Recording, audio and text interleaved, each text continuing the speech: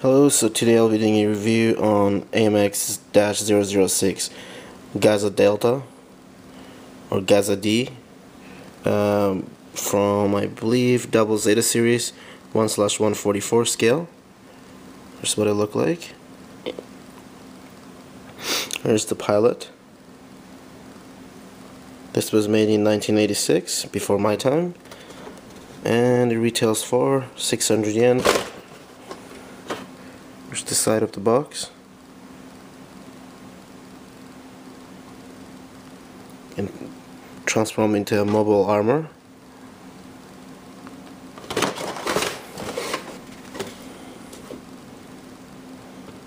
Okay, some others in the series, I presume. Okay, let's see.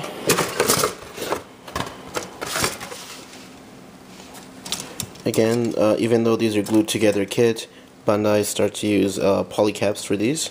That's good. Here's the first runner. Next runner.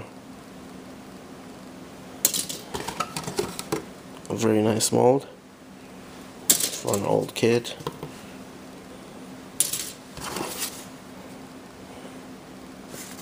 Here's what the finished kit looked like. Okay, so just finished building this one here. Yeah, basically everything is glued together, and it does use this polycap for the joints, so actually not that bad.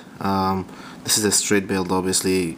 Cleaned only a few potting lines and some knob marks, but yeah, I mean, this was made in 1986, before I was even born, so that's yeah, it's pretty old, but you know what? It's pretty nice in a classic way. I mean, obviously the plastic only comes in two different color. This salmon pink color and this bluish purple or really light purple color.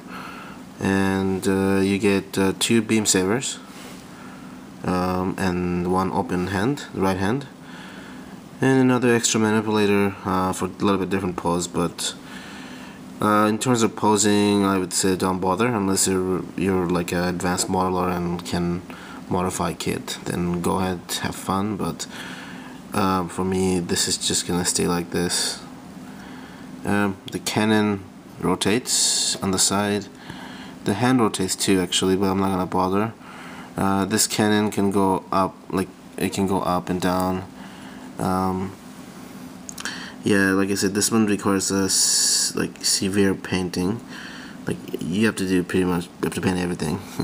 Might as well prime it and repaint all pieces. And yeah, I know this one transforms. And let me do the size comparison between one, you know, the new generation 1/144 scale no grade. So for size comparison, I have. Here, except this guy. So this one on the box says it's a 1/144 scale. Here's the box, and as you can see, it is 1/144 scale from Double Zeta. So okay, well, if you include this thingy, then yeah, this is much taller than your typical 1/144 scale, but from leg to waist, it's about the same height. The torso is a bit smaller, but that's just probably the design of this guy. And so I would say, yeah, the size seems to be right. Maybe a little bit smaller, but then again, this guy does, you know, the design-wise is smaller kid. So no, so the scale is actually correct.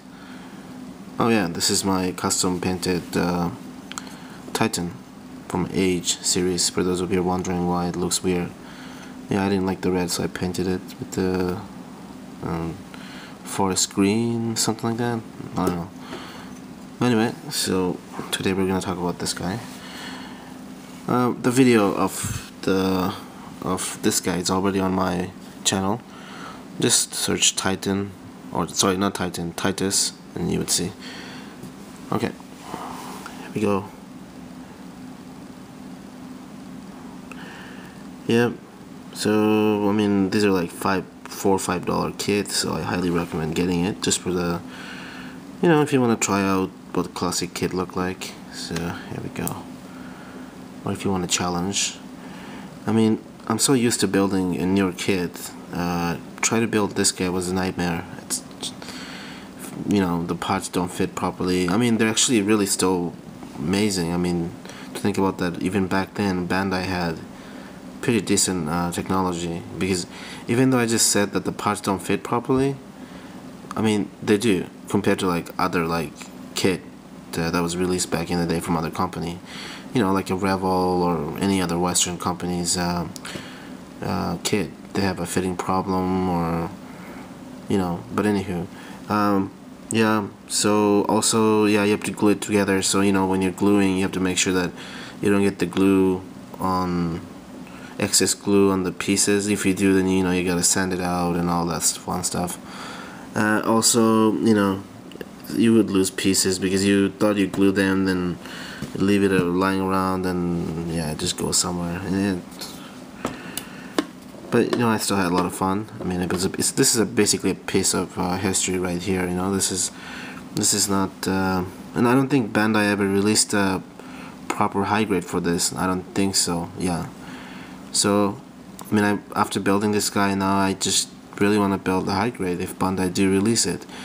I mean, they are releasing all those UC series grunt suits. So I really hope Bandai release this Delta Gaza-D as a high grade, because I would pay up to 2,000 yen if they release it. So please, Bandai, if you're watching this, which probably you're not, release this guy in high grade.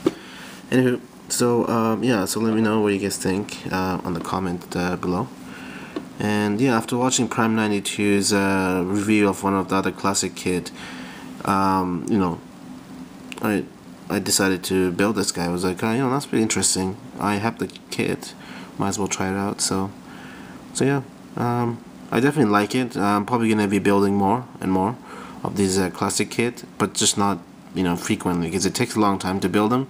Even though they're very simple in design, it's just that you have to wait for the glue to dry. Like if you build a hand, you put them together, you wait, because if you don't wait and you try to put it with something else, then they'll be stuck together. So you have to make sure every single piece is dries in between. So you have to kind of pace yourself. You have to plan it in your head. You have to know, okay, so I'm gonna do this now and then come back to this and things like that. You can't just follow the instruction manual's direction from step 1 to step 8. We might have to go step 1, jump to step 3, and then come back to 1, and then do 2, like that. So anyway, so thank you for watching, and see you in the next video.